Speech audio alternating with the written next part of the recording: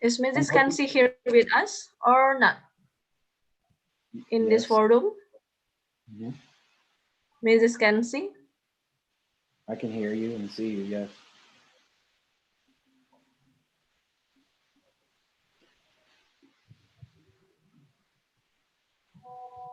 Alex?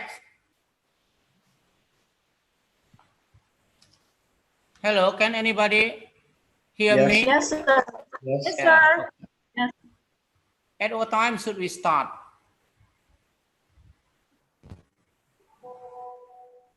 We are waiting for some participants, sir. I don't know. You said it would be started at 7. Yes.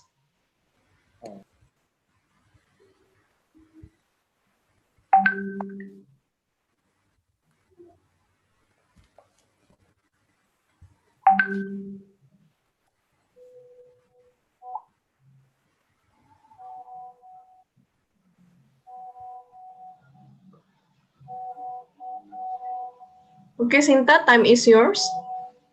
Okay, thank you so much to the committee has been giving me time to be Master of Ceremony today. And hello everyone, I am Sinta. I'm gonna be your Master of Ceremony for the webinar event today. And before that, I want to greet the Mr. Charlie. Hello, Mr. Charlie. And then I say good night also to Mr. Anjal Fatih as our Vice Dean of Faculty of Social and Political Science.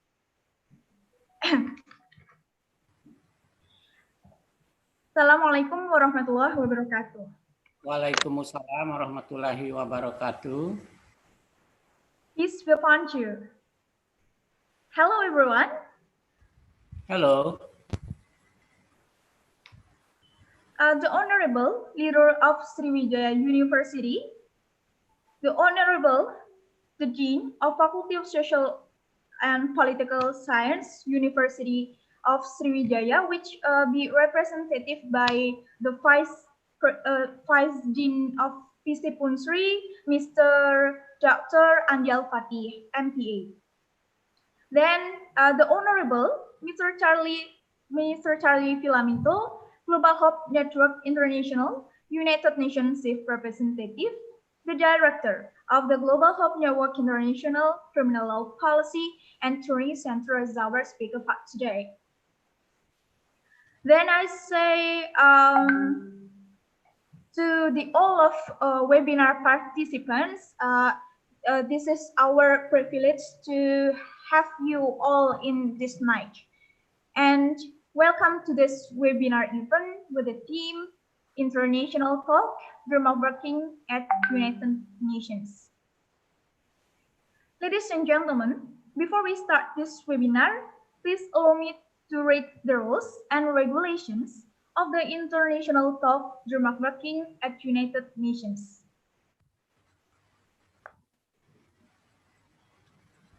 First, participants are expected to log in the Zoom meeting room 30 minutes before the event starts. The late permission is tolerated for maximum 15 minutes after the agenda started. Second, to make the permission verifications easier, the participants are expected to use the same name they use in the attendance form.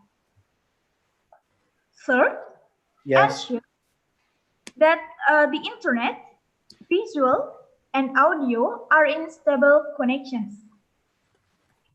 The fourth, participants are not allowed to share the screens without the host permission.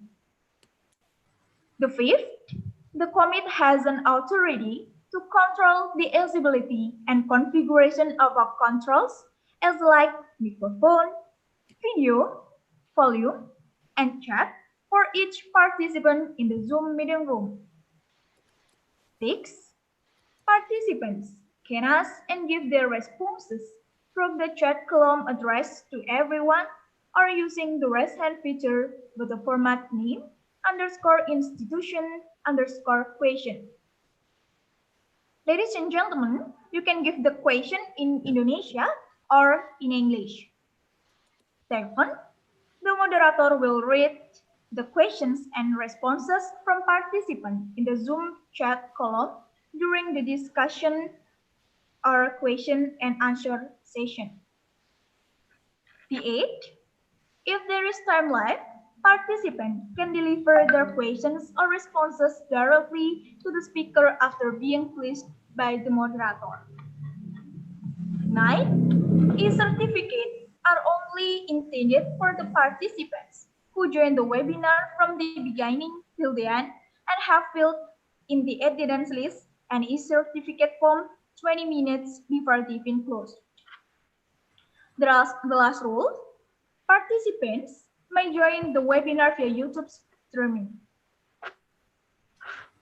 Let us agree on all these rules and regulations to ensure that this webinar runs well and smoothly. The next, let us sing the Indonesian national anthem, Indonesia Raya.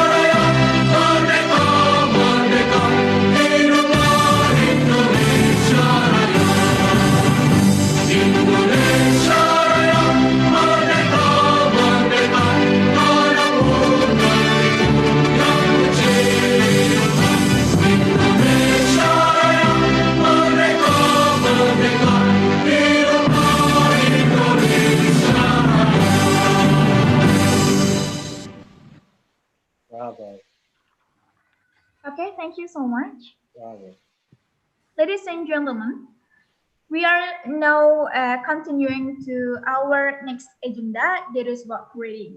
And the first greeting is from Cogito's President Director, Mr. Dwi Krisdianto. And for your information, Mr. Dwi Krisdianto is one of student in international relations, FISIP Unsri, and also the one of excellent student in University of Sriwijaya.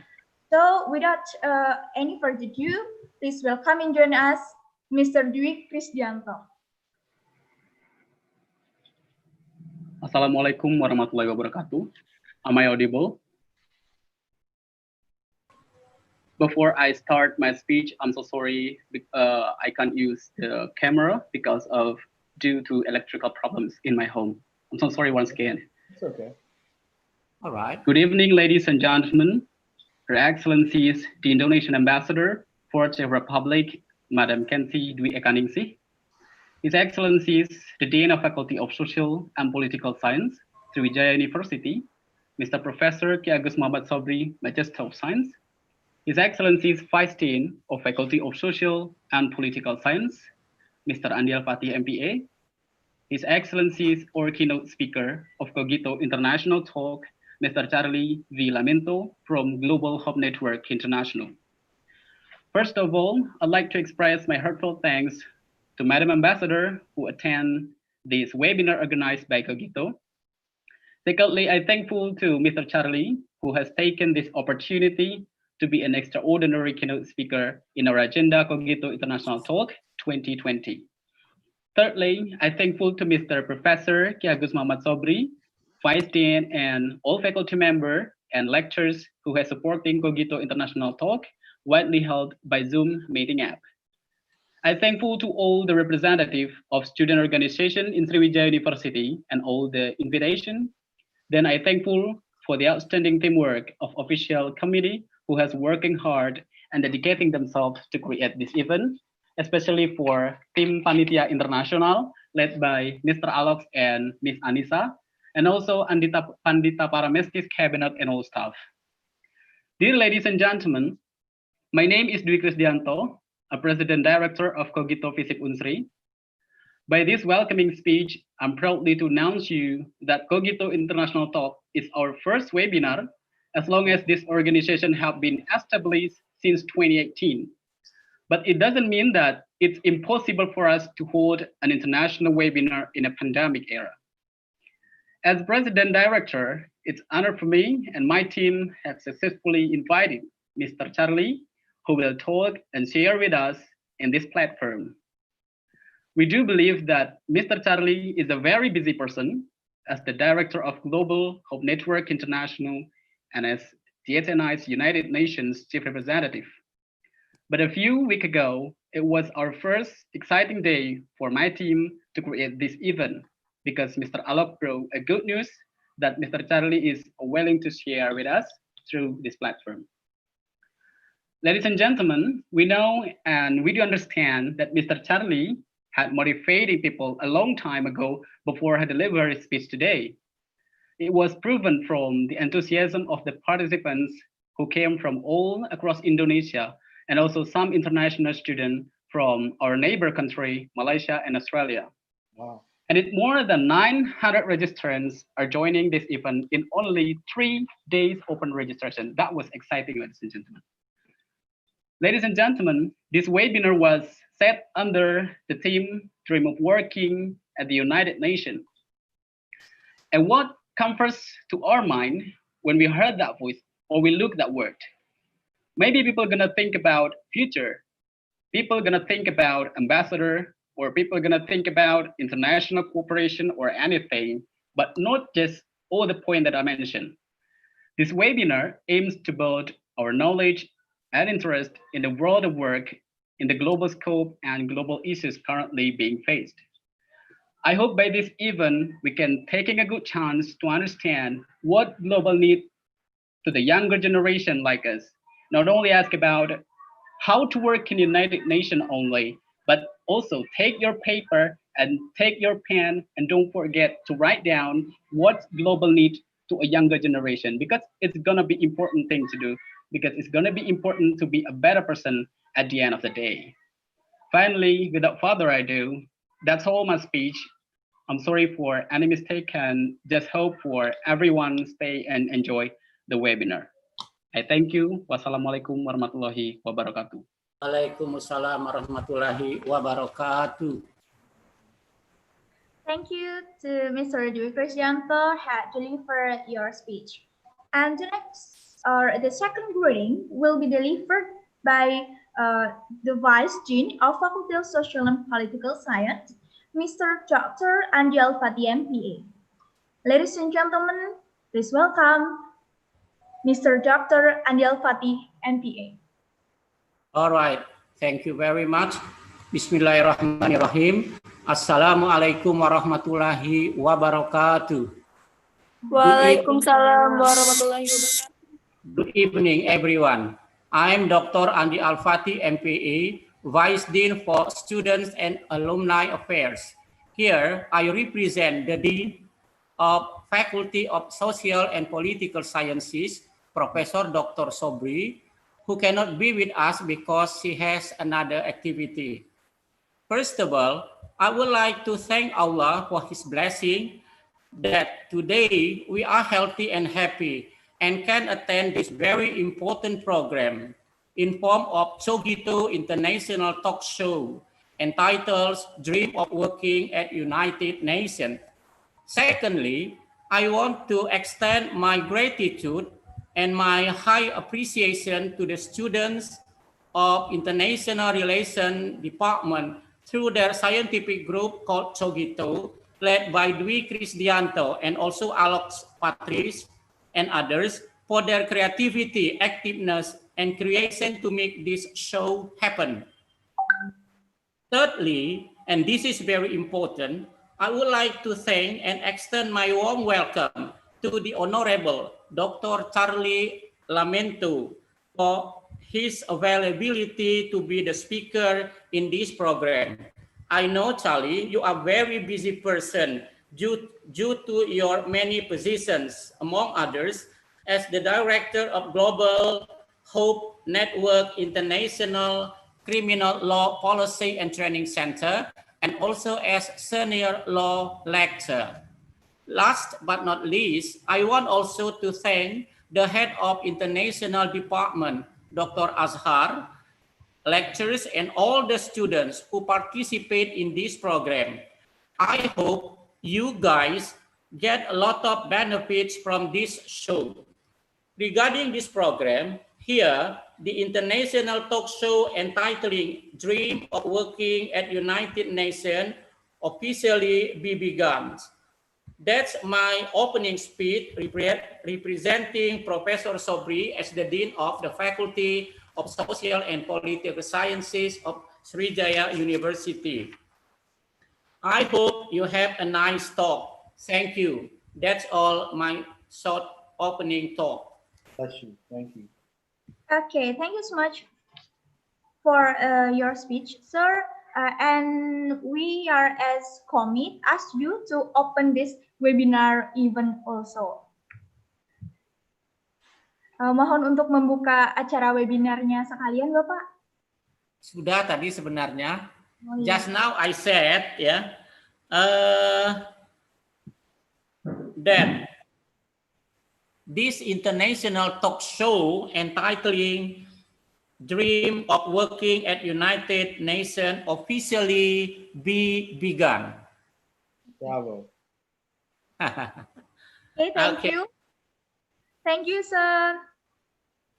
Okay, ladies and gentlemen, this webinar is a webinar initiated by Universitas Campus Scientific Organization called Cogito. And Cogito is one of place for students in Faculty of Social and Political Science to improve the skill in public speaking, socialpreneur, English, and also scientific writing. Okay, next, let me introduce the moderator who will guide us the course of this webinar. She is a student of International Relations, Faculty of Social and Political Science. She is also a language ambassador, and please welcome Miss Nadia Guntama Putri. Okay, am I audible, Sinta? Yeah. Yes. Oh, okay. Hello, everyone. My name is Nadia Guntama. It's my pleasure to be moderator in this webinar. So first, good evening to Mr. Andi as our Vice Dean. Hello, thank you, sir, for your opening speech to our webinar this night. And good afternoon to our awesome speaker, Mr. Lamento. In this webinar, we have lots of participants coming from another country that do not have same time zone with Indonesia. So good evening and good afternoon to everyone who has been joining us in this event. So welcome to this forum. We are now in webinar forum with the topics about dream of working at the United Nations.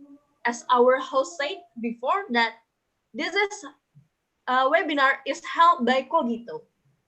So Cogito is one of scientific organizations in Sriwijaya University.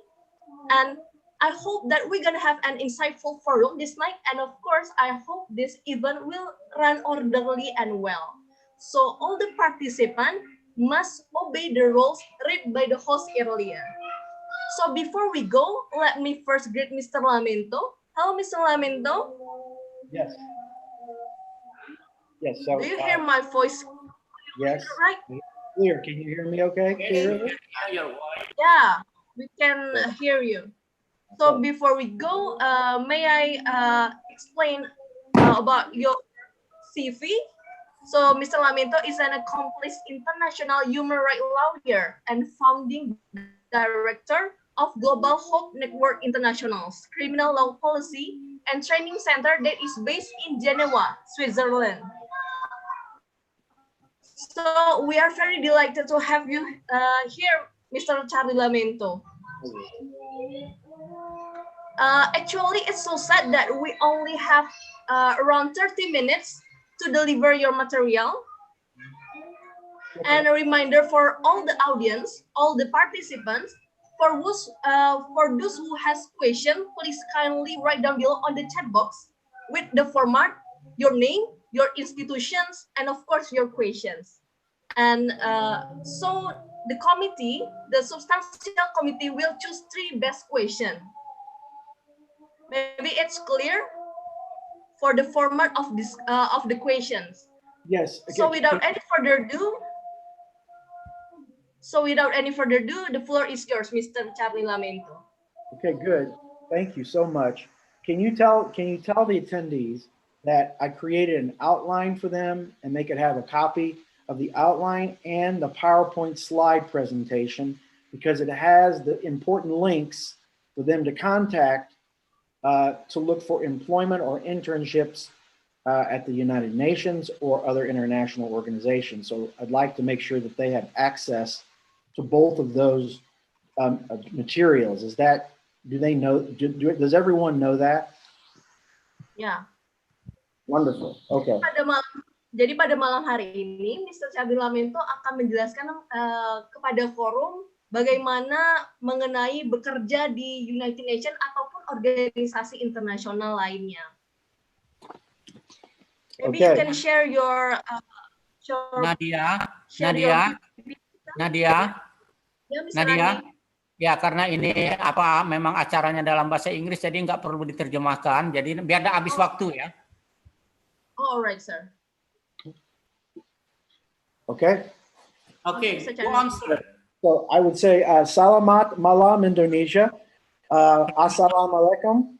Tuhan memberkati Anda and damai untukmu. Nama saya Charlie Lamento. Saya senang berbicara dengan Anda hari ini. Thank you. Yeah. Thank you. Terima kasih. I am very excited, privileged. It's a privilege for me to be here today. So let me get started with my PowerPoint slides so everyone can see. Can somebody share my screen so I can access my PowerPoint slides? You can share your screen, sir. Okay, there we go. All right. So everybody can see that? And yeah, we can see. Great. Okay, let me get the slides up. All right. Okay, so we'll start here. Move this over. Okay. Great. So is that good and clear on the screen? Yeah, we can see it. Yeah, we can see. So you already know our title, and so I'll move on to our first one. I am amazed. So I've been to Indonesia 2 or 3 times now. I've even spoken at universities. You can see the picture here. I was asked to speak to Muslim university students, and I was just thrilled by this. So that's just an example. You know my background as a lawyer, international lawyer. I'm very passionate about trying to help those who cannot help themselves, particularly the poor, single mothers, single fathers, families. That's very, very important to me and to our organization. The next issue here is I want to talk about my project so you can see what I've done and see what I'm doing, especially in Indonesia. My first project is working with Yayasan Pondakasi. So this is the founder is Dr. Hanna Amelia. She's amazing. And I have been working with her since I met her at the United Nations in Geneva some years ago, working with what we call these smart car visits. And you can see some examples of the places in Indonesia where she has been working. I am specifically working with her on the civil rights issues, and that is really trying to get as many people registered birth certificates as possible, marriage certificates too, but I think one of the most important things is getting everybody registered with birth certificates. So this is one of the projects that I work with Mama Hanna. Here's some pictures of the villages that we go to, that she goes to, and we're trying to expand this program. So that's where I'm doing what I can at the UN to try to get more resources and to try to help Ibu Hanna increase these smart car visits, because it has education, healthcare, mother and father prevention issues for families, education systems, and the children really love it. And I am very moved by this work. When I was in Indonesia last, I was invited. It's a privilege to be invited to the Indonesia United Nations Global Compact Network. This is in Jakarta. These people are amazing. These are Indonesians. I think all Indonesians, and there are others that are also working with this organization at the work, trying to affect policy that supports Indonesia and also that supports the United Nations Sustainable Development Goals. I'll talk about that a little later, but I wanted you to see this because you can see I have the website and the LinkedIn site. Students, please look at that, because I believe they have internships and they hire there. So that's something that is an opportunity that's within Jakarta. And I think it's a great one. Amazing people, very passionate, and they're dealing with all kinds of issues internationally, how it applies to Indonesia, from women's rights to abortion issues to the issue with palm oil, issues with child employment and child education, all kinds of issues that they are working on. So this is very exciting. So as you see in my CV, that I joined Global Hope Network International in 2010. We then shortly thereafter received United Nations consultative status. So that allows us as a non-governmental organization to access the United Nations and its resources, just like diplomats. So this was a really life-changing experience, because it puts us in the center where influence is, in order to change and to affect public policy related to all of the issues that we are passionate about that affect our countries. I will give you a quick brief background. The other side of it is that I really love the international law, yes, as a lawyer, but I also teach international law at a university here in the Czech Republic in Prague. And I teach in the international relations department. So that has really influenced me to encourage students like you. And by the way, there are many students. Indonesia is many Indonesians and Malaysians in Prague. We have Her Excellency, the Ambassador Kennedy, on today, and it is a privilege that she joins us. She is such a wonderful person and an amazing leader. And yes, she's a woman, so this is really great. This is great for Indonesia and great for Europe to see this. She really is very, very intelligent and is a wonderful role model for women of Indonesia, as well as both men and women here in Prague. I've been connected with your embassy in Prague, Czech Republic, for some time. I have friends from Indonesian friends, and so it's just a privilege and thrill to be a part of this. So my main goal, as I guess you could say, I'm sort of a diplomat, is I am working it's my role with GHNI is to understand, advise, and interpret application of international law and policies related to our projects. We have humanitarian projects in more than 50 countries around the world. So this is very important for us to understand what we can and cannot do. Obviously, we also have national laws that we have to follow, but at the international side, we're able to connect with your country's ambassadors and diplomats, and we can actually solve problems even more effectively at that international level. Two other projects I want to mention because they're just amazing is that one is we're working with this Gangwon province governor, Choi Moon-sun. You can see him listed here in the middle.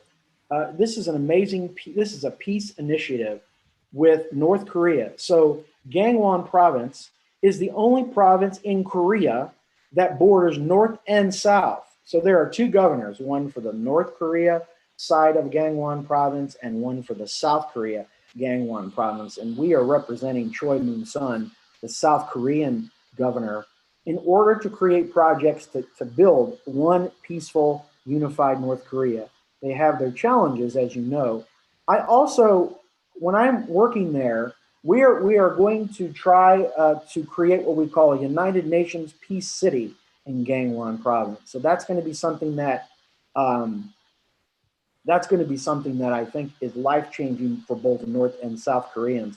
I also think, as I speak today, I have been amazed at how Indonesians work so well together when it comes to the interfaith religious groups. To me, I think the world needs to see the success stories that you all work, how you work together, how you agree to disagree, and how you work together because you're Indonesians first, and you all come together. Your constitution is amazing because it puts God at the forefront as your solid foundation. So I just think the world needs to hear more about what North Korea is doing. Okay, so that's where, to me, maybe you all can help me with this. Once we get a UN Peace City up and running in South Korea, that maybe you can come and highlight best practices if we can get North Koreans to sit down with South Koreans at some kind of a round table. The other project that we work on is in Japan, the Yaeyama Islands. Again, these are really, I'm kind of leading on these projects, but the Japan Yaeyama Island project, we're really working with indigenous single mothers and fathers and children, kind of showing them how to get out of poverty. So that's just kind of, I wanted to kind of give you just a brief kind of background on what I'm doing right now so that you have an idea, how this works. So let's talk about the United Nations. I think it's very, very important that you understand if you want to work there, okay, just a background. So I'm going to give you kind of an introduction, all right? So the United Nations is an international organization. Why is it called that? Because international organization, its members are sovereign states, sovereign nations, like Indonesia. Okay, so these are members. Now, yes, we are, Global Hope Network International has consultative status like United Nations member countries, but there are still different, we have some restrictions that the other members do not have. I mean, there's some restrictions we have that the rest of the UN member states, they can do what they want to do. They have more flexibility. So we have limitations. Non-governmental organizations have limitations. The other thing, interesting enough, I'm not sure if you know this or not, but so there is United Nations complexes in Vienna, Austria, New York City in the United States of America, yes, Geneva, Switzerland, which is where I'm based, Nairobi, Kenya, and Addis Ababa, Ethiopia. So these are the main United Nation complexes. Okay, so you will also find, if you search the websites and you look at the kind of issues, different issues and sometimes similar, but mostly different issues are being addressed at these different locations. For instance, the Security Council meets in the United States in New York. Do they have meetings in Geneva? Yes, but mainly they're held in New York. So different groups, you have the refugee organization, and you have many, specifically in Geneva, you have many international organizations. You have the World Health Organization, International Labor Organization, Salvation Army, Red Cross and Red Crescent. I mean, these are all wonderful organizations. And guess what? These are all opportunities for you students, or look, you don't have to be students. You can be actually experts in your field. I know that we probably have, like, we have the dean, right, of the law of your university. We have professors and deans and other experts in their field. Probably lawyers or law students too are here today. So each of your specific specialties, there is a place for you if this is something you're interested in looking at. And yes, you have to take the steps. Some more information, background on the United Nations. There are presently 193 member states. Now this is amazing, right? Because when you're in Geneva, you have 193 member states whose people live in Geneva, all in Geneva, Switzerland, which is a very small city, all speaking all these different languages. The main languages, I think the 6 main languages are English and French and German and Chinese and Arabic. I might be missing 1 or 2 there, but Japanese maybe. Japanese. That's right. That's right. Which means one of the #1 opportunities that I see at the United Nations for many students is students that have the ability to speak, read, and write different languages, because they always need translators. Of course, you know, translators for your people would also be just as important. In addition to the 193 member states at the United Nations, there are also 2 United Nations non-member, what they call observer states. And this is the Holy See, the Vatican, which is in Rome, Italy. It's a separate, very interesting example. But the Holy City, the Vatican in Rome, Italy, is its own sovereign country within a country. It is quite amazing. And the second is Palestine. So Palestine is not necessarily, I mean, it is not officially a sovereign state, but it has observer state status. There are, I think the argument is, the rule is that Palestine itself is, quote, a de facto sovereign state, because many countries see them as such. So this is what's exciting and fascinating about how international law works, and then how you make your arguments that follows the law, because all of us have to agree that one of the most important things of a democracy is the fact that we uphold and enforce the rule of law. So we don't have our government officials doing things that don't have laws that allow them to do it. So it is up to us as citizens to make sure that our government is functioning fairly and properly. This is, again, you can take time to see, but I think it's important that all students that are really serious about attempting to either work a full-time job, a part-time job, paid positions. There are positions I will talk about that are appointed through your government, like your president would appoint them, like your ambassadors, or probably through your state department. So you have your own national governmental organizations who appoint people to work at the UN and to represent Indonesia. But look at all the different organizations that are a part of the system.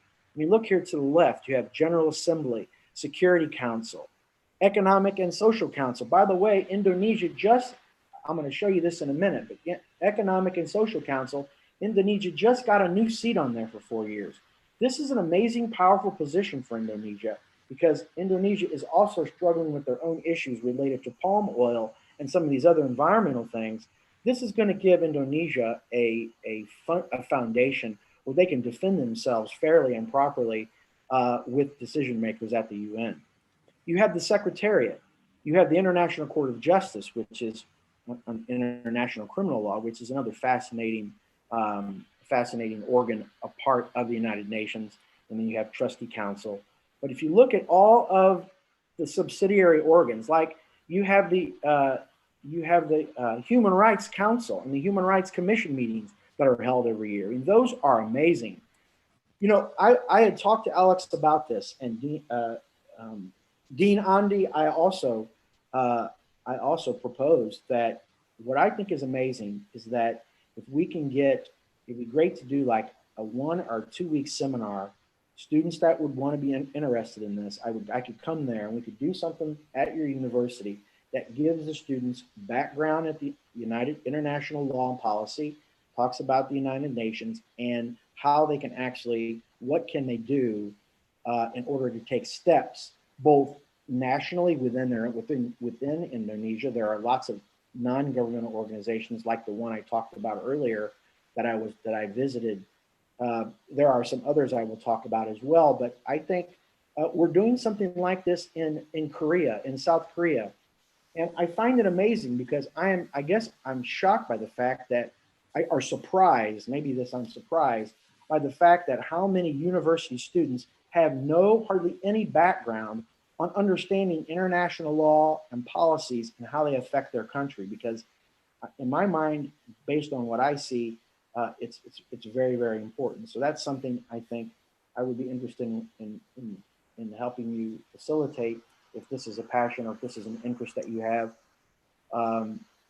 Especially, I see that you have international relations department, so that would be amazing because those are students that are already focusing their specifics. But this is also another way to increase your student population at the international relations departments or political science departments if they're interested in this issue. So those of you that are attending today, I highly recommend that you study these documents slowly so that you get kind of have a basic understanding of all the different organizations within the United Nations. I mean, look at the bottom, for instance, departments and offices. Look at all the different organizations related to the UN, disaster relief, refugees, every kind of issue, food, emergency aid. All of these kind of things are a part of it. Crime prevention, criminal justice. I spend, because I'm focused on human trafficking and trying to stop that, that's one of the main reasons of some of the work I do. I spend more time at the United Nations, sometimes in Vienna, Austria, because it focuses on, they have an organization called the United Nations Office for Drugs and Crime, UNODC. And if you look at it here, you'll see the fact that it focuses on criminal law and trying to shape policy that affects that. This is I wanted to announce this because this is pretty new, but Indonesia secured a seat on the United Nations Economic and Social Council, and they're going to have it from 2021 to 2023. So this is, again, this is actually a good time to be thinking about getting involved, trying to support Indonesia at the international level. And the issue is here that if you're going to work in the international community in any way, shape, or form, you've got to understand the term United Nations Sustainable Development Goals. It's called SDGs. I'll talk about that in a minute. But this is a great opportunity for Indonesia to address strategic issues at the international level that deals with agriculture and health and maritime issues. Look at the dispute that Indonesia right now is having with China related to fishing in your waters. There's a potential violation there. And who says there's a violation there? Well, we have international law that determines these kinds of issues. So it's not our opinion. The law, the rule of law is very important in order to shape that policy. Indonesia's membership will also be important to show global leadership. And I really am hoping that somehow Indonesia officials and diplomats will showcase, and it's just my opinion, the amazing work that you all do, the interfaith, interreligious groups, and how you're working together to solve your own problems locally. That, to me, is one of the most important things things I would be proud of if I were an Indonesian. So the other side about the SDGs, the Sustainable Development Goals, I'm going to show you those in a minute. I have them all listed here. But what you have to understand about sustainable development goals is your country, Indonesia, is a member of the United Nations, and all members have agreed to advance these into their national programs that fit this global development goal. So here are the things, these are the issues that if you're going to get involve yourself in any kind of international law, policy, working for the UN or working for an international organization, you got to know these. And so there's some things I don't agree with here, but again, in the sake of the short time that we have, I want to just say that there's a lot of things that are really good that Sustainable Development Goals provide, and you can see that supposedly the entire goal of the Sustainable Development Goals are to get people out of poverty and get families out of poverty and get children educated. But there's also gender equality and women's rights, and those are very important. Climate action and decent work and clean energy and fish, protecting fish, and then of course regulating who can fish and how much you can fish. All of those things are issues at the international level that I think any undergraduate student or at least graduate student should have some background on this, because it is going to affect your country positively or negatively sooner or later. And I think you should have a say in what you agree with and what you don't agree with. I spent a lot of time on number 16 though. That is really where my passion lies, is peace, justice, and strong institutions. So those are all kind of connected with mine. I spend lots of time on that. But GHNI is a humanitarian aid, non-governmental organization. So they're working on a lot of these other issues about food and agriculture and good health care, those kinds of things. So I want to, going back to how do you get a job? So here are the opportunities.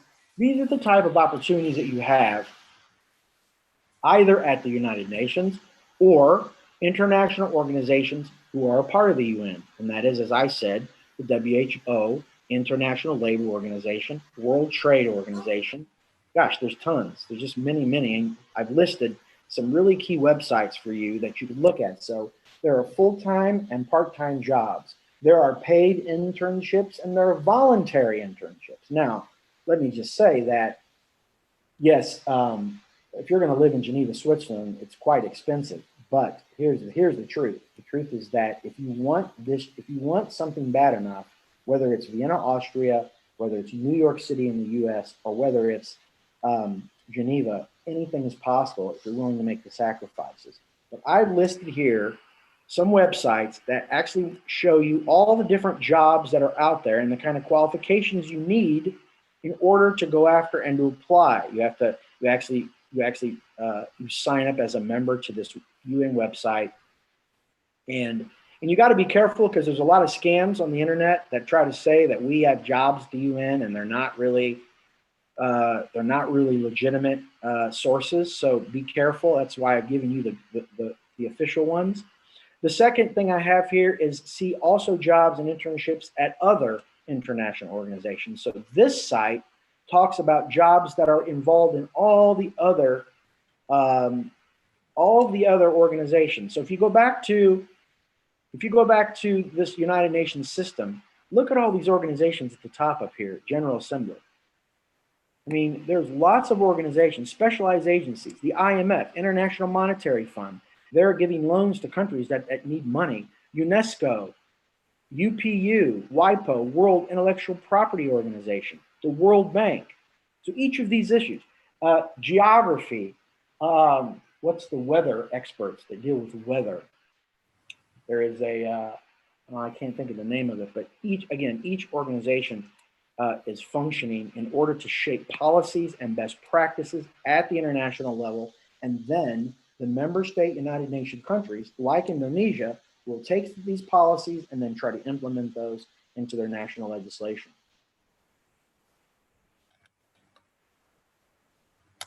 The jobs and internships again. So yes, obviously you can get appointed by your government. That's one way to do it. It's also known as political appointments.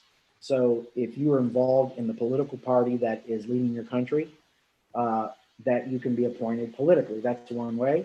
Or you can go through your State Department, which means I would think, I don't know all the details of this, you might want to follow up on it, but every country has a process that allows its citizens to take an exam. And then once you pass the exam, if you do good enough, then you're a part of, quote, the State Department, which means you're a part of your governmental administration who assigns its workers and employees at the international level all over the world to represent Indonesia. Like I think about Prague, for instance. So your embassy here, your embassy has your ambassador, and so everything kind of flows down from the ambassador, and you have someone that works with trying to connect Indonesian culture and traditions, like all your special holidays and certain things that you celebrate.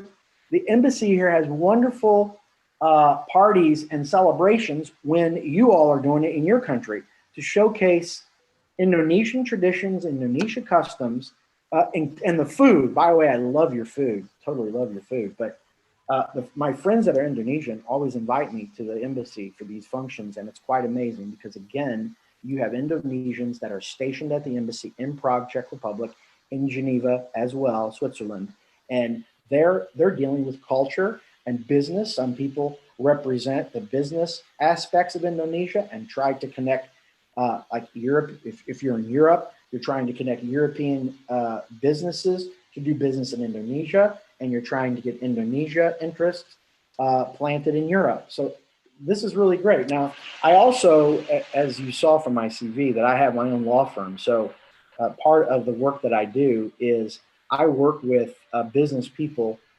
lots of foreigners, expats that are coming into Europe.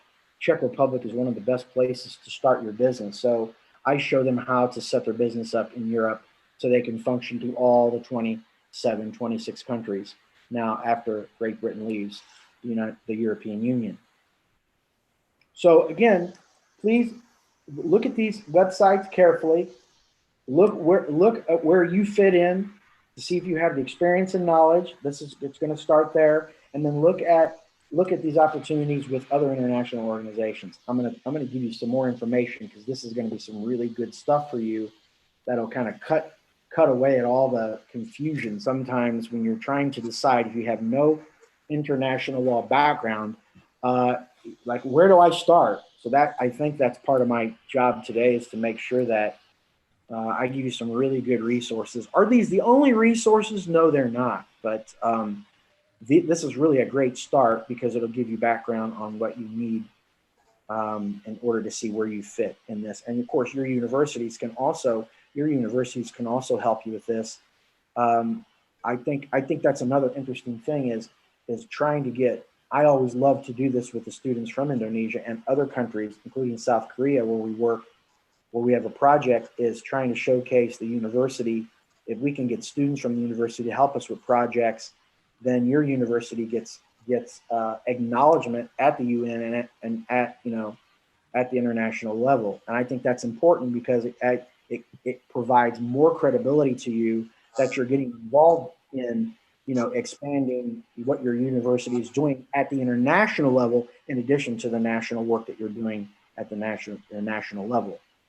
I think this is something you all need to consider, especially by the fact that Malaysia, and I'll talk about that, but Malaysia, and it's great that there are Malaysia students attending this webinar because I have friends also from Malaysia. And by the way, I love Kuala Lumpur. It's an amazing place. Also, love the food and love just the international feel that it has when you travel there. There are people from all over the world living there. It's just quite amazing. But I also work with Malaysia, specifically with their students. So this group called the Association for Southeast Asian Nations, we would call this also would be, in my mind as an international lawyer, I would define this as an international organization. And why is that?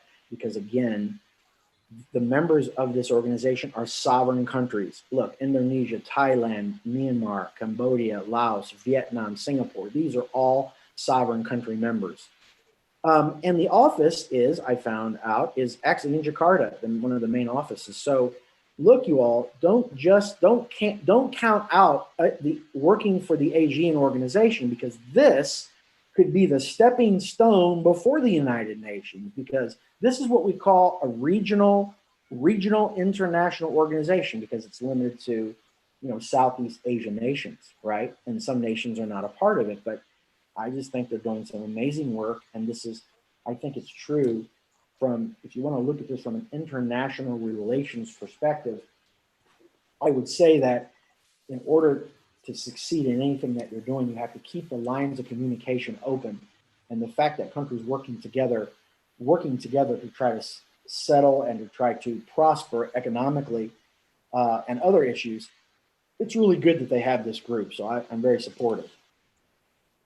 The other one is, and I have to mention it because Indonesia is having some issues with European Union, but I need you to know that European Union is also, it's a political and economic union of 27 member European states.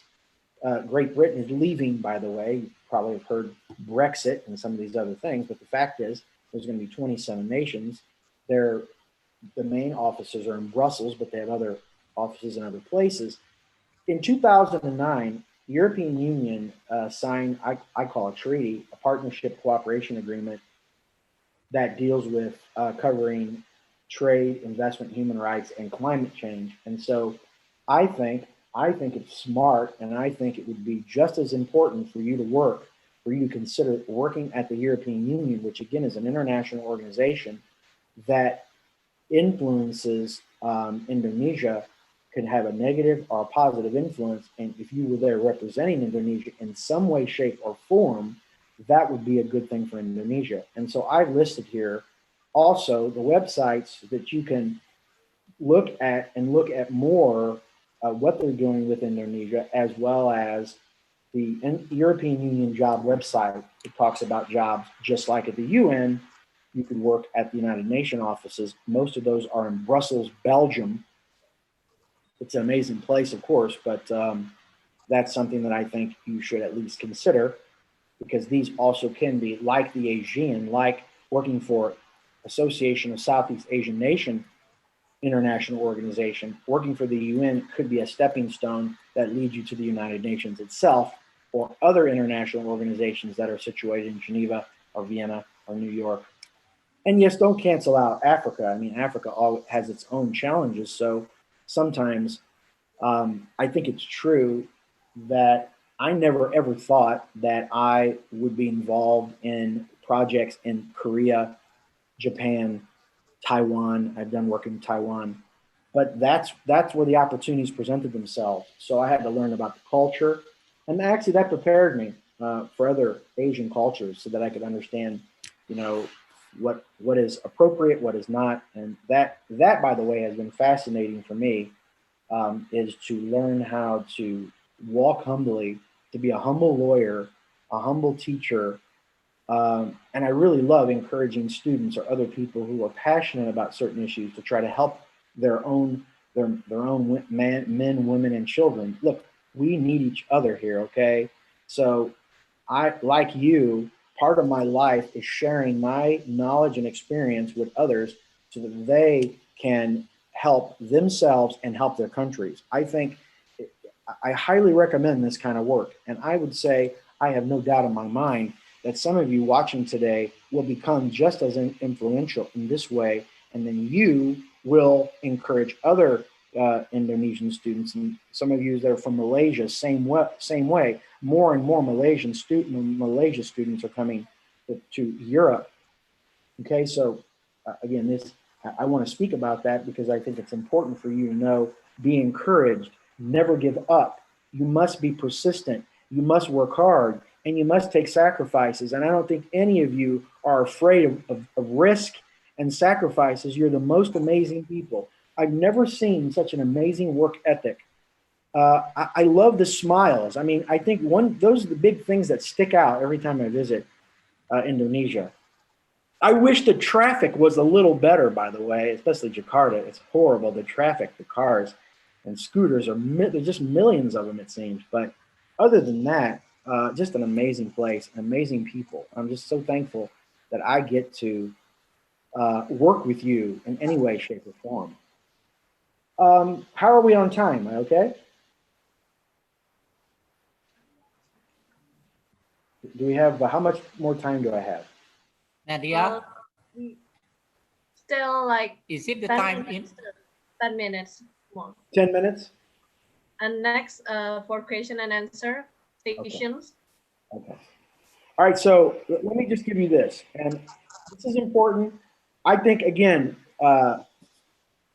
this is something that I discussed with Alex and I'll discuss with Dean Andy, is the fact that if we did some kind of an international law seminar at your university, I would go into the details of how international law and best practices, how the laws are passed, what options do UN members, they get to vote yes, no, or they don't vote. You have to understand at the international level, if you don't vote and you abstain from voting and you keep silent on the issue, under international law, it means you accept that issue. That's quite interesting. And there's political reasoning behind why that's probably acceptable. But the fact is that's kind of how it works. I just think that the other side, and this could be good, or this could be a bad thing. It depends on how you look at it, and it depends on the issues that we're talking about. But what you see at the international level is your countries assign its diplomats and ambassadors to negotiate on behalf of Indonesia at the United Nations and at some of these international organizational meetings. All different kinds of issues are being discussed and talked about. International members are trying to get Malaysia, are trying to get Indonesia to do certain things maybe that they don't accept, maybe that contradicts culture or customs. This is where your country is, and they're negotiating on behalf of Indonesia, on behalf of Malaysia. There are probably students from other countries, so if you're here today, it would be the same, that your country's ambassadors, your country's diplomats would be negotiating for your country, trying to figure out what's good and what's bad for the country at the international level. Let me just mention this because this is something I love to do. When I teach my students law, when they take my international law class, it's a part of their international relations degree program at either the bachelor or the master levels. I like real cases, and then I say, here are the claims, and here is the law, and then we talk about how does the law apply, because that's how you work in a democracy. Is you can't just make stuff up as you go, right? Arbitrary decisions are not always the best way to do things. So the rule of law means there has to be something out there that tells us what we can and what we cannot do. So let's take the palm oil case, all right? 80%, think about these figures because they're quite amazing. It's 80% of the world's palm oil is produced in Indonesia and Malaysia. These two countries produce the world's palm oil. Not only that, but there are farmers, there are businesses, the family works, people are making money. This is how they feed their families and buy a house and own land and buy materials, whatever they're doing. Think about this, 1.5 million small family farmers grow and produce palm oil, right? And there are many child workers because the family lets the children work even at a young age. Like many of us, even myself, I work with my family. I'm an Italiano and American, so I have dual citizenship. So my great-grandparents were farmers. This alone produces 500,000 jobs. 500,000 jobs just in Indonesia and Malaysia. Yes, you have tobacco, cocoa, and rice as well. Look at the population, your number in 2019, 269 million people in Indonesia. So here are the issues we're dealing with, and we're dealing with it at the European Union, and we're dealing with it at the UN, is there are environmental experts, environmental organizations that are trying to protect the environment, even though they might mean well. Sometimes so they're starting this argument that palm oil causes negative social and environmental impact, deforestation, high cholesterol, animal habitat damage, so on and so forth. Okay, so why am I talking about that? Well, I'm using this as an example of why it's important that Indonesians, including the young ones, I mean, most of you are watching today. Do you realize, I think you need to realize this because this is very important. You are the future of your country. You are the future of your country. So if you don't do anything about these things, other people are going to influence and force you into doing things that you might not want to do, even under good purposes. So I guess the point is you need to be involved in these issues. look at the issue with, I was just reading this the other day, is China fishing boats attempt to violate Indonesian waters in fishing. Okay, they're in the natural islands. Indonesia already has, supposedly already through international law, have a right to fish, not other countries. So now that's got to be dealt with. And so I know that you all know this, I'm sure, if you read the newspapers, that's an issue. So, but that's an international law issue, okay? That's not a national law issue. It's an international law. International maritime law, international fishing law is going to dictate that. Same way with the palm oil case is the big issues are environmental potential, the questioning the environmental damage that palm oil does, the harvesting of palm oil seeds. And number two, the second bigger issue is children are working too young, so it's dealing with child labor issues. And so, you know, I just think this: you can't treat every country the same. There are cultural, very, very passionate cultural things that Indonesians do. I just think they have to be able to defend themselves at the international level to say, look, you know, we as our families, we work together and we start working when we're young. It's just, that's how we do things in Indonesia. So as an example, you need to get experts and you need people then to support the kind of claims you're making so you can defend yourself against some of the claims that come at you. This is what's happening at the international level. So it's just two cases, right? I'm just kind of highlighting some things that you could work on. I say that if we did an international law seminar at the university, I would totally take specific cases, real life cases of international issues, and let the students decide by the law, by policies and procedures, arguing public policy, arguing, defending themselves in the name of Indonesian culture, Indonesian customs. That's how we would work. And I would show you what's credible and what is not. So therefore, as a student, as a university student, or even professors or other high-ranking educators, they can also get you involved in, you know, helping you get more involved in some of these issues that can affect Indonesia or Malaysia or countries in Southeast Asia. So proud, so thankful to be here today. Thank you for the opportunity. Good afternoon. Thank you, Mr. Charlie, for your presentation. Your material is so exciting because you explain us about many things, about new informations, about Indonesian project, your Indonesian project, and your position as chief representative in United Nations. And I take notes from your presentations, like we all have a big chance or a big opportunity, right? Because there are many things that we can do, many issues in international organizations, and like different countries have different issues. And we have to remember that we have to never give up, and we have to take our risk. And you have to defend yourself. You know, again, when you're talking about debate and when you're talking about trying to defend yourself or to make a credible argument to say, look, we agree, but we disagree, and here's why. You have to have expert credibility in order to do that. And here's what's great is, I think in this year, past couple years alone, I'm seeing more and more women in Indonesia take the forefront of leadership, and that to me is amazing because that shows how modern your country really is. Yeah, right.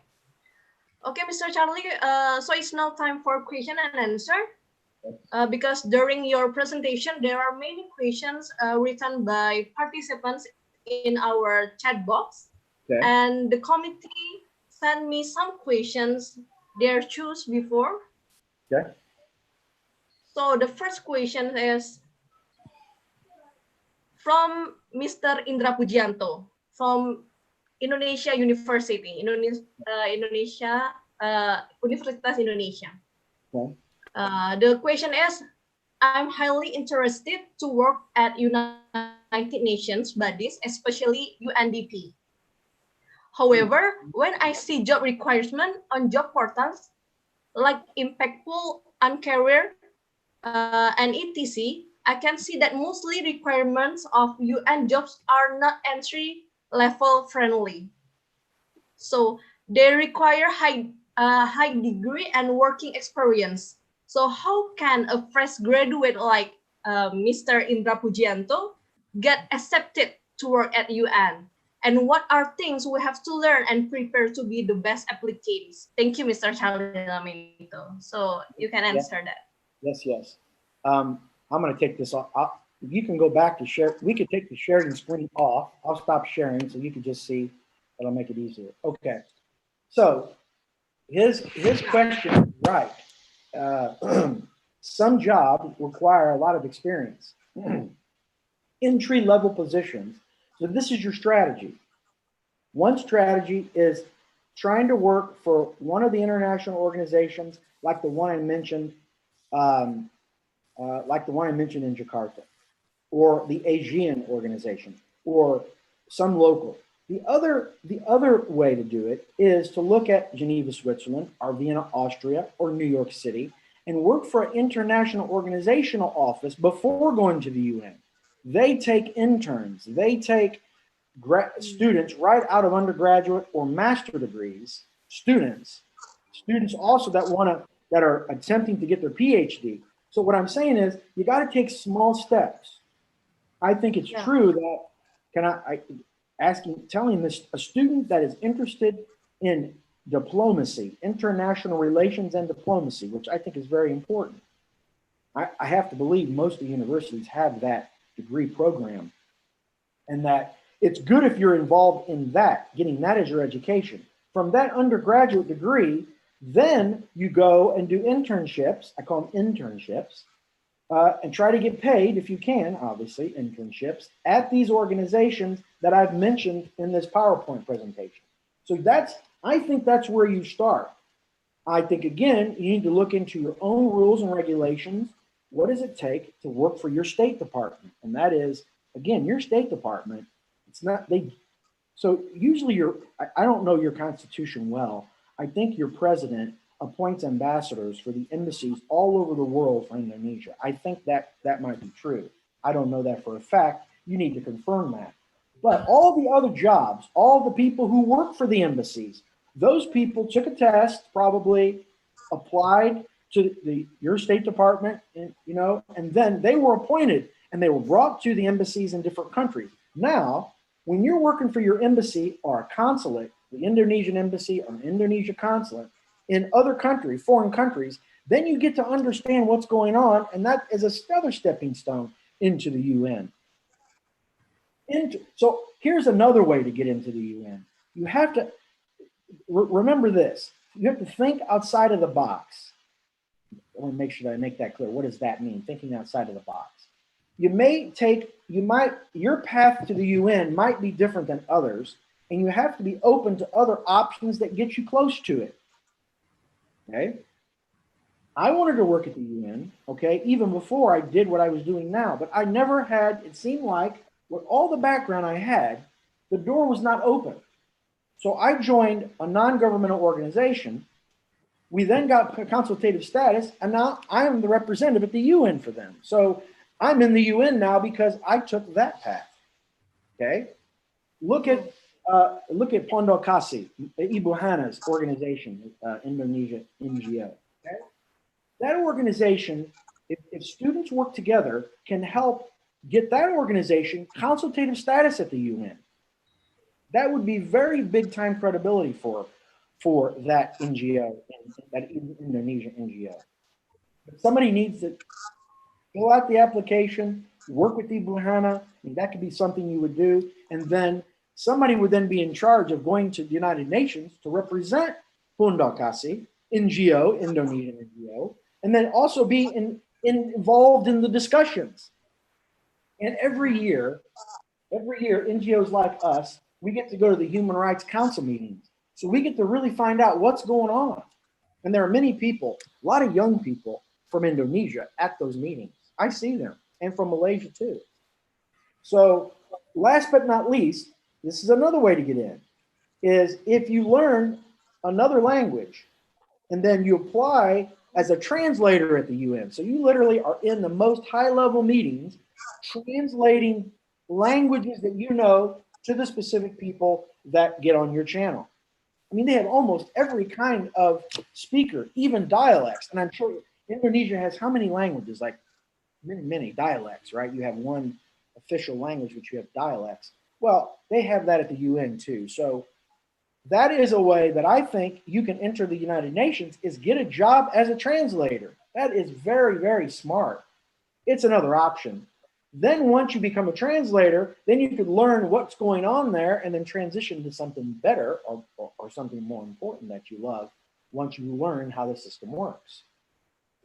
To me, the challenge is just getting to that circle, getting into the circle where all the diplomats are working, because then you're going to make networking and then you're going to have opportunities presented to you, which has happened to me. The same way at South Korea, I was asked to help them because I'm the chief representative of our organization at the UN. South Korea governor wanted me to help him create a United Nations peace city in that province in South Korea to try to bring peace initiatives with North Korea side. So I took steps, and then all of a sudden the opportunities came to me. So I want this, whoever's asked this question, I want you to be encouraged, and I want you to think outside the box. You don't have to take the traditional way, but consider the options that I just presented here to you today. Okay, sir. Okay, sir, thank you for your answer. I hope that Mr. Indra is get your point about the strategy about the international relation or international circle is very important, like language. And we'll go to the second question from Mr. Hussain Ali from University of Muhammadiyah Surakarta. Oh, great. So, yeah, the question is, seeing that most of us here are still students, maybe you could tell us your story of getting into UN and what were the steps that you take to be where you are now. Thank you. Okay. That's good. Great question. So when I was in law school in the U.S., so I started in the U.S. in law school, I never at that point thought about international law. I was a criminal prosecutor, so I prosecuted criminals for the government. I prosecuted violent crimes, murder, sex crimes, all kinds of violent crimes. I put those people in prison. I mean, that was my job as a prosecutor representing the state of Missouri in the USA. From the sex crimes prosecution side, I got involved with human trafficking, and that is prosecuting that. And I decided to move to Europe to focus on this issue at the international level.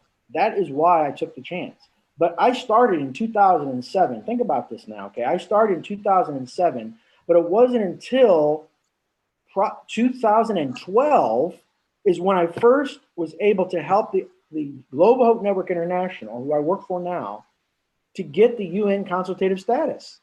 So 7, 8, 9, 10, 11, 12. That's 6 years before I was able to get in where I'm now as a representative for the organization at the UN. And I could go to the UN in New York, Vienna, Geneva, or Africa and represent our organization in many meetings, and then have, what's most important, is very close contact with ambassadors and diplomats from those countries.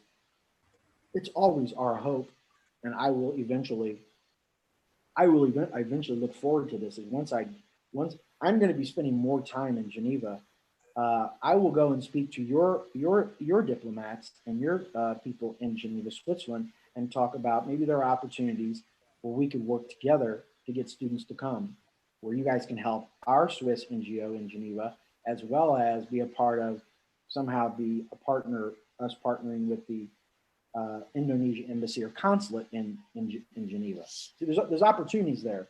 But the question he's asking is, how long did it take? So then once I moved to Europe in 2007, I got licensed to practice law in England and Wales as a solicitor. So I'm a solicitor too. From there, that opened up the doors to allow me to practice law because I'm an Italian citizen, which means I'm an EU citizen. So that opened up the door for me to start my private law practice. And that helped me out because then I started getting many foreigners that were coming with all different kinds of issues. Also, somewhat getting close to international law issues. So then I had to become an expert in some of those areas. So sometimes it's about you step out, you take a step, you go this direction, and all of a sudden it'll change. You know, you can't be afraid. My thing is that you got to start somewhere. You got to take steps. You can't just talk about it. You have to say, okay, look, I'm going to try this. Maybe that door closes, and you go to the next one. I'm going to try this. That door closes, and the third door, maybe it opens. And maybe it's going to be that you're working for the ASEAN International Organization in Jakarta first. You get a job there, or you get an internship there. And then from there, you learn and you get yourself close to the UN that way. That really is how it works. Many people you talk to, not as many, are the ones that say, I'm going to go work for the UN, and then they go work there. Usually they start out working in some other kind of position that's close or somehow involved with UN or other international organizations, and then the opportunity presents to them to become experts even. I mean, like the first student wants to work for the United Nations UNDP, all right? So he would try to get a job at UNDP, but if he doesn't have enough experience, he could look for an internship there, or he could look for a translator job at the UN, and then he can go and visit this organization and say, I'd like to work for you one day. What do I need to do? What do I need to do? And what kind of experience do I need? You could learn more and make network contact. So I would say that each person is going to have their own pathway. And again, do not be afraid to ask, and do not be afraid. It doesn't have to be one way or no way. Keep your mind open on what way it's going to go. I've given you enough options. I think you could take those steps now and try to start some kind of make a plan, take steps, and keep going and never quit. That's the key. I think that's a big one, is persistence. You're going to work at the UN if you want to work at the UN. Lots of people are going to give up, and they're not going to ever do it because they just give up. Yeah. So be patient. You're Indonesian, man. You take risks, and you're not afraid to work hard. So stay along those paths. Be encouraged. Ask your school for help. Get involved. Get your university involved with international issues, and that's another way you can. I think also our university has what they call United Nations model.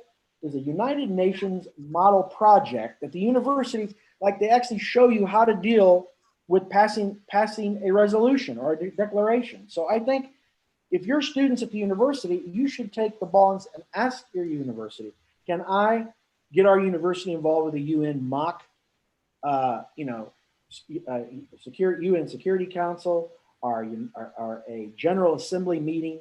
Those are really fascinating.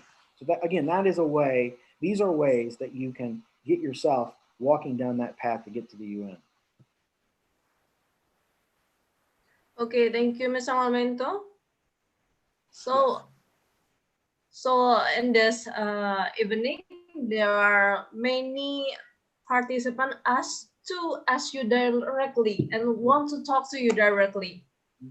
So this is a surprise chance to all the participants. And I see there is one participant raise their hand.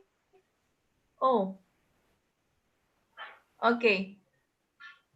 I choose one participant, Fedra Meriska Putri. Mm-hmm. Fedra,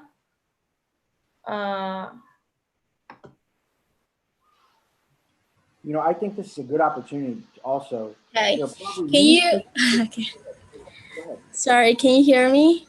Yes, very clear. Thank you. Okay. All right. So, Assalamualaikum warahmatullahi wabarakatuh. Yeah. My name is Fedra Meriska Putri. I'm international relations student at University of Sriwijaya and taking concentrate in my study on international strategy and security. Great.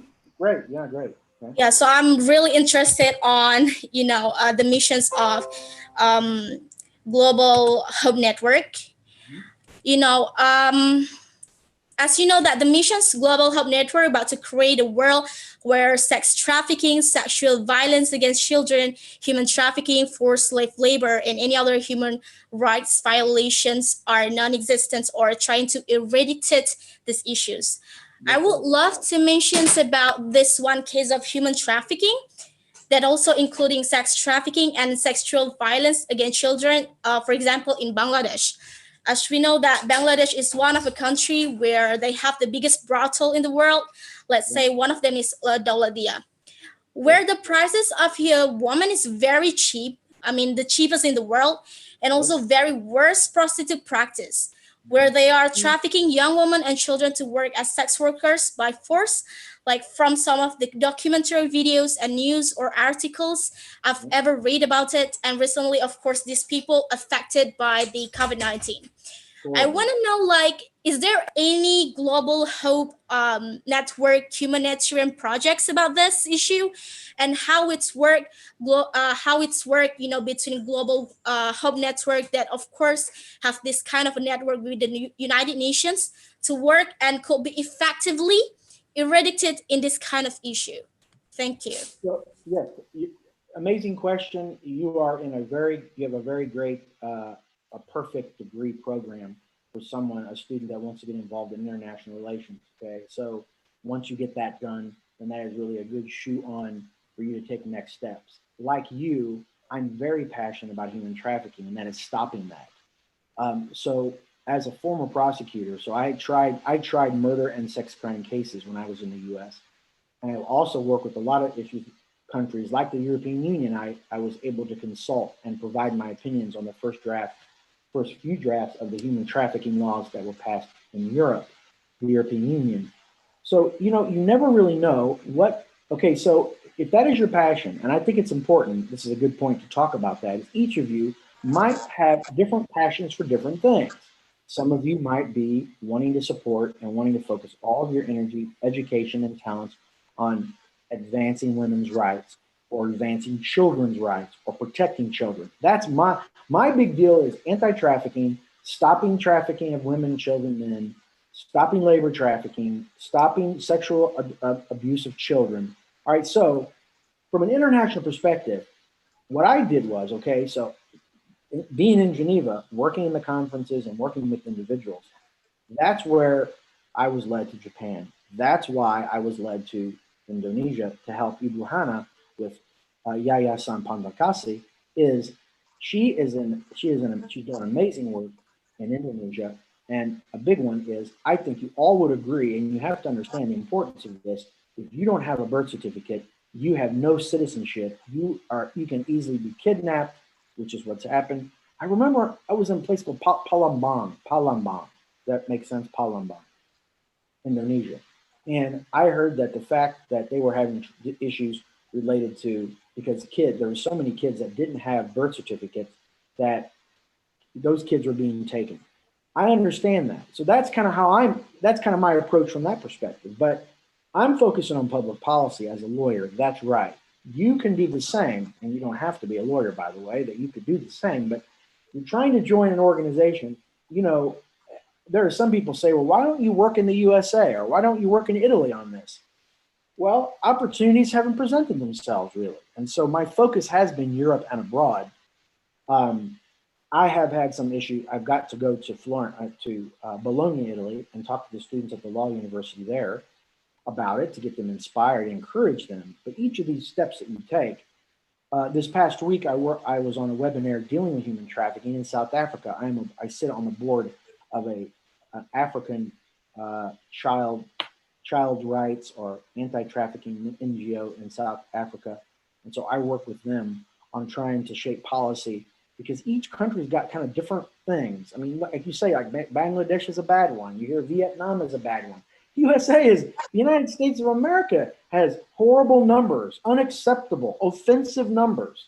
Online pornography is out of control. We need to do something about it, because in my mind, it's public enemy number one. It is a public emergency in my mind. Pornography is one of the number one causes, the gasoline that fuels pedophilia and sexual deviant criminals to pursue children of ages from 6 to 3-4-year-old children to have sex with them. So in my mind, that is a priority in the work that I do. But what you find is that, like I was telling the other students, like South Korea is a good example. I didn't know that I would be involved in peace building. That's what I'm going to get to do. The thing is, once I get my credibility there, and I've already got working well so far, and especially if we get North Korea involved, then I could do work with human trafficking and that issue with women and children once I get the credibility in those two countries. You see how it works? You have to take steps. You build your credibility. And I think for you, you're going to finish your undergraduate, okay? I would say to get your, pardon if you don't understand this, let me make sure that I get your feet wet. So it's kind of like once you get done with your first degree, your bachelor's, is you need to get your feet wet. And that is go out in the field, find out. I would start locally because is look at the rural communities. There are many projects, even in Indonesia, not just Pondakasi. There are other organizations, even ones that are specifically focusing on, including the United Nations. UNODC also has representatives in Indonesia working with, rural communities who are the ones farthest away from your city. They need to get birth certificate registrations and showing them how to do that and showing them the importance, understanding your law that if you don't get birth certificates, you can't get marriage certificates. And if you can't get marriage certificates, then you have trouble getting, they call them these, you have to go to your local, if you're live in a rural community in Indonesia, you have to get these like neighborhood cards so everybody knows where you're from and so on and so forth. Each of these laws are stepping stones to more important things. And so I love working on that issue. I could use your help working on that issue in Indonesia. So, okay, so I think it's true. If that's not your passion, that you want to work on other countries and you don't want to work specifically in Indonesia, that's fine. There are lots of students that are like that. It's not wrong, it's good. But that means then you have to look at an international organization who's working on trafficking issues, all right, and then get involved with that. And you could get involved as an intern. It could be voluntary, do it part-time while you're working, which is what I've done that before, okay? Is you need to build credibility in this area. So if someone asks you, can you please tell me what is human trafficking? You can answer them clearly, know exactly what you're up against, because it's not just the sake of whether it's bad or good. We know this is bad, okay? But the issue of homosexuality, for instance, it's almost too much, because now it's not just homosexuals, it's transsexuals. And oh, by the way, at the United Nations and at the international levels, they're going to increase the number of sexual identities. Now, look, I don't hate anybody. As we respect God and we're supposed to love our neighbors. But the fact is, I don't have to agree with everything that people do. So what I'm saying is that at the international level, some of these issues can affect negatively or positively some of the work we're doing with human trafficking. I'm concerned, for instance, as an example, I'm concerned about pedophilia, and that is there are groups that are little by little talking about the fact that they should normalize and accept pedophilia as normal conduct. And I will never be able to ever agree to that. So with respect and diplomacy, which is what you're learning in your international law or international relations degree, is you have to be diplomatic and you have to put your passion and you have to use the correct words, and you still can agree to disagree. And that's how you shape policy in your country and you shape policy at the international level. So Bangladesh is bad. And I know plenty of organizations, NGOs, you could probably go there and work for them, do a voluntary internship for a month or something, or a couple of weeks, and see what they're doing at the orphanages or working with those kids. I know for a fact. I think there's an organization called Tiny Hands. It's a US NGO, I think. It's called Tiny Hands International, something like that. But they work on the border and dealing with children and women that are being enslaved to sex crimes or labor trafficking, and they escape and they put them in this orphanage and try to protect them and then empower them so they can, get out of that, stop being abused. So I'm hoping I give you some good ideas. I just want you to think that there's not one way. Okay, there's not one way to get there. I think it's true that the fact that you step out and say, you're telling me, you're publicly saying to me, this is an issue that's on your mind, you're passionate about. For sure, it's my number one issue. For the rest of my life, I will be working on trying to stop human trafficking and abuse of women and children, sexual abuse of women and children, because it's going to take the rest of our lives to work on this. and I'm going to work at public policy. I'm going to work with police and prosecutors and judges in all different countries in order to try to affect policy that helps us convict more criminals who are doing this stuff and put them in prison where they belong and free the victims so they can have a normal life again. I hope that helps you in some way. Yeah. Okay, thank you, Fedra. Is it clear, the answer? Did I speak too fast? Should I slow down? Yeah. Hello, Fedra. Fedra. Maybe some trouble with her signal. Yeah, you never know. So, okay. Mr. Lamento, because this webinar we're custom with live streaming in YouTube. We choose one question from there. Okay. And this is gonna be our last question in this question and answer sessions. All right. This question is from Ibtisam Katrunada. The question is, in Indonesia, oil palm plantations are so common and the numbers are also large. Yeah. Even as an agricultural student, I know that oil palm violates the SDGs program because it has big consequences. But palm oil also contributes to the country's income, which is one of our country's sources of devisa, right? Yeah. So he wants to ask what the solution of the situation were to. There is so much investment in oil palm plantation, especially in Sumatra and Kalimantan. How and what actions do we need? So I'll tell you where you could learn more about this, how this address it. I was asked the same question when I was in Jakarta with the students that you see the picture of me with. We're talking about this as one of their main issues is how they can defend themselves when you have. It seems that the European Union is applying more pressure about trying to make palm oil, trying to make it bad, that it's bad 100% everywhere. But see, my argument is that okay, so yes, this oil is higher in cholesterol, but you could do other things with the oil. Like you can make fuel from palm oil. Okay, so the environmental, so here's what the solution is this, is you've got to argue, and you have to have credible arguments. You have to really work with and argue credible arguments with your most credible people in your country that this is customary and this is normal customary in Indonesia. That families are tied together, farms are tied together. You can't just say all palm oil is bad and is too bad for you. Can't say that because that doesn't work that way. Okay, so some groups, that's what they want to do, and they don't care about the negative results necessarily. Some groups know that if they're going to apply more pressure with palm oil, then what can you do to solve it? So the big argument, I think, you need to understand the arguments. Okay, you need to really understand what are the main arguments, what are the negative things that they're saying about palm oil. And from my little background and understanding is they say that the fact that farms are having to cut down trees to build more farms because more farms mean more palm oil means more money.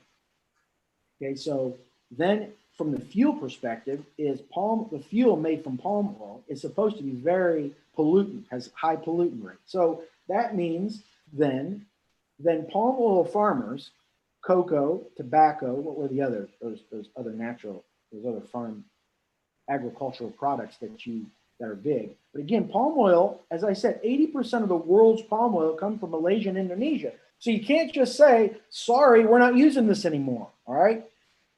That means and if that is a passion for farm and agriculture, and I think it could be a good one, I would love to be a part of that if I had a chance, but you need to find credible arguments from experts, expert agricultural people, expert environmental people. You need expert people to help you defend your arguments at the international level, which includes the United Nations and also at the European Union, because it seems from, if you do some research on this, the European Union is applying more pressure on Indonesia and Malaysia about this issue than others.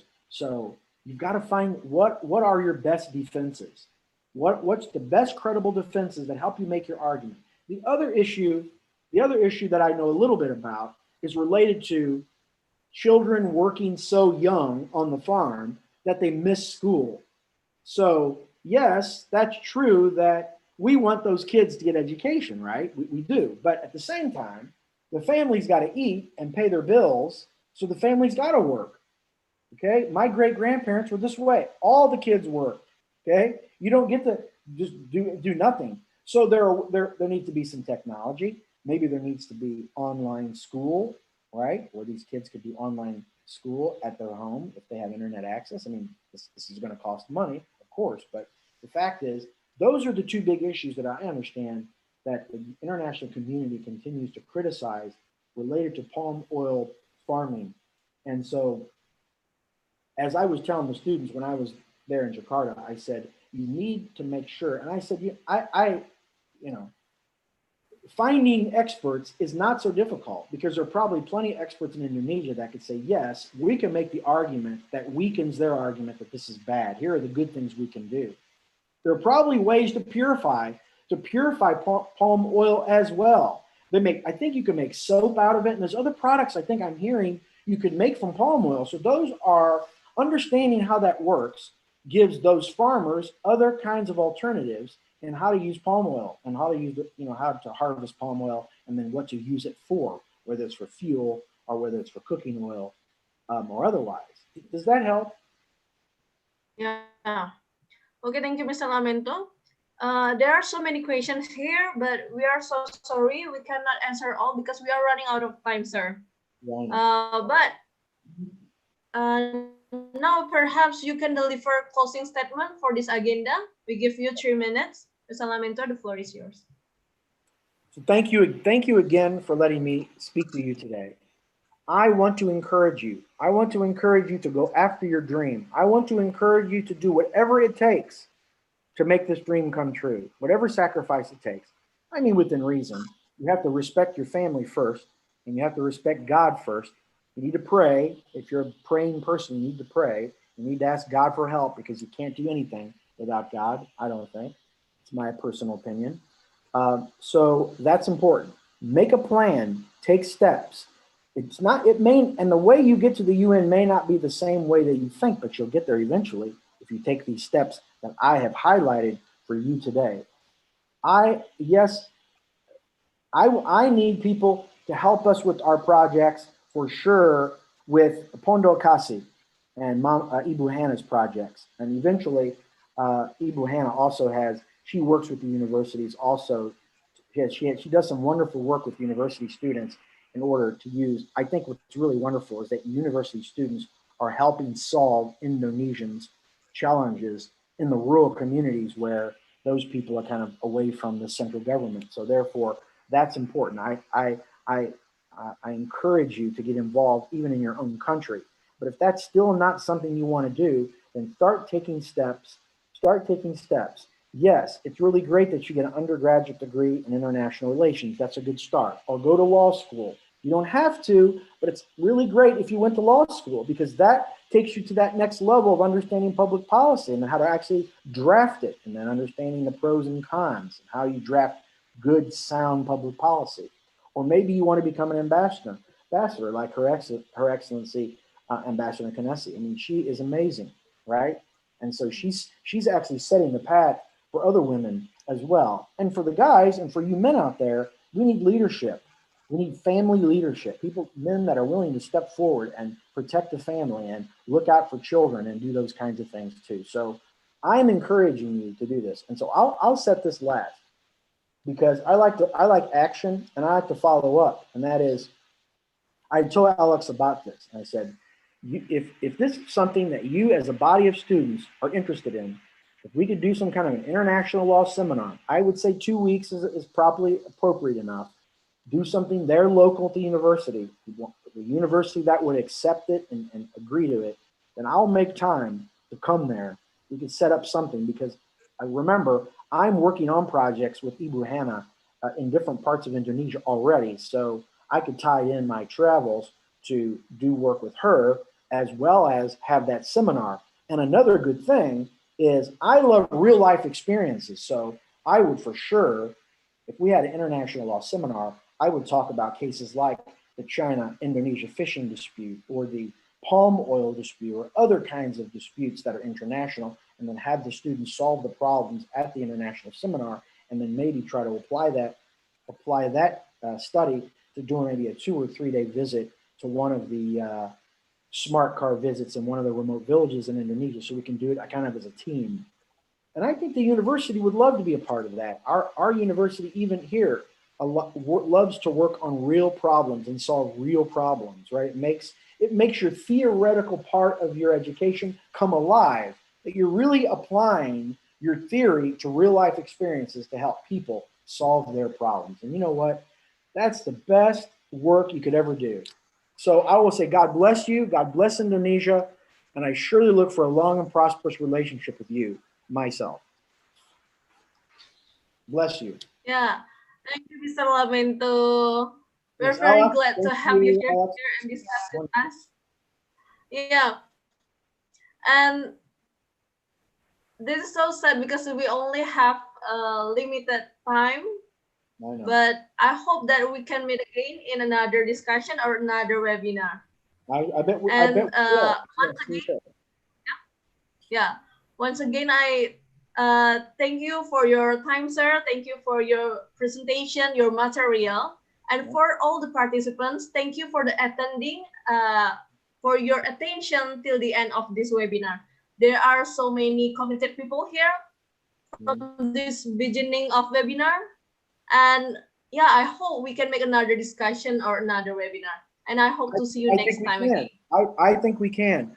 And I just love the fact that the university supports this kind of thing, because this is going to add more international credibility to your students doing these kinds of projects. It's great it's actually great for everyone, you know. Yeah, of course. Thank you to our Vice Dean of our faculty, Mr. Andi. Yes, Mr. For Andy. our webinar Andy, thank you. tonight. Yeah. So and because limited, yeah. So until we meet again, arrivederci. Yes, sir. So until we, maybe Alex will contact you again. That's good. Tell him yes, yes, yes. Yeah, if we have another chance or another opportunity, sir. That's right, no problem. Okay. Alex, thank you, my friend. Great job. And yes, thank you. Yes, thank you, Mr. Charlie. It's an honor for us. Yeah, I'm excited how this went, and there's more things for us in the future. I believe that, you know. Yeah. So, so take care. Next time, sir. Bless you. Yeah. God bless you. Assalamu alaikum, and peace be with you. And bless you. And arrivederci from Europa. Ciao. Thank you, sir. Ciao. Bless you. The stage back to our host tonight, Sinta. Okay, thank you so much for Ms. Nadia Guntama for guiding us in this webinar. And I say thank you so much to Mr. Charles Filamento, who delivered the fruit material today. We're fortunate to have you at this webinar. Thank you, sir. And I say thank you so much to Mr. Dr. Ranjal Pati, has attended here and also guide us for making this webinar. Ladies and gentlemen, before we close our webinar, I ask to you all to open the camera because we want to take a picture together. And admin, hello Zakia? Yes. Yes, Zakia as our admin will help us to take pictures together. Okay, please all participants turn on your camera.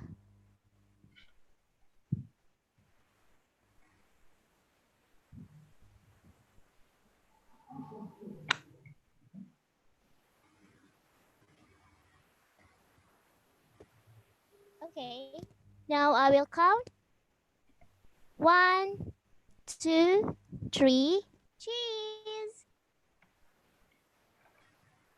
Okay, again. 1, 2, 3, cheese. 1, 2, 3, cheese. 1, 2, 3. Okay.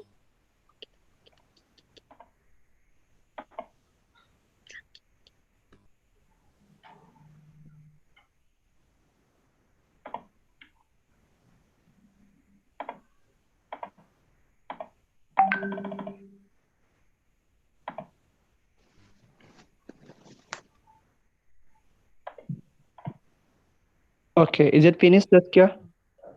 Okay, thank you. Thank you, Zakia.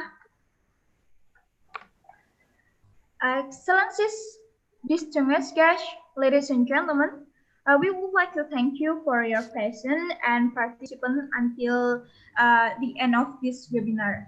We remain for those whose request for the e-certificate to click the link in the chat room tabs. Please fill the form before 9 p.m. today. I'm sorry, I mean please fill the form before 10 p.m. today, Monday, 3rd August 2020. Okay, please use the same name as you fill in the registration form. I will repeat it once more. Please fill the form before 10 p.m. today, Monday, 3rd August 2020. And please use the same name you use in the registration form. I am Sinta, and please forgive me all my mistakes. Till we meet again, perhaps at the next webinar, may all of you stay safe and stay healthy. Wassalamualaikum warahmatullahi wabarakatuh. Good night, everyone. Good night. See you. Waalaikumsalam warahmatullahi wabarakatuh. Bye. For all Thank you, everyone.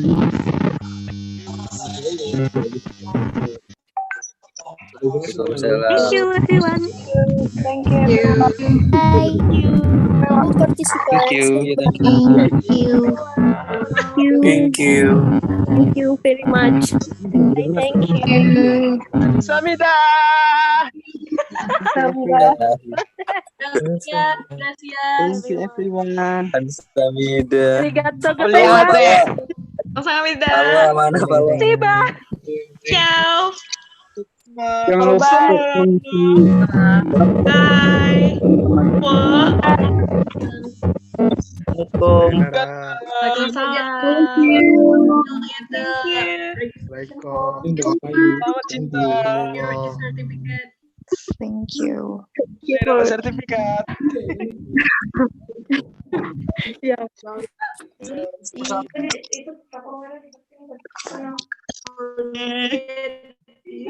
Diperbolehkan untuk ya teman-teman. Terima kasih. Agak disapu dikit. Jangan kebanyakan. Kegiatan Cogito, Pak. Jangan kebanyakan tahu-tahu.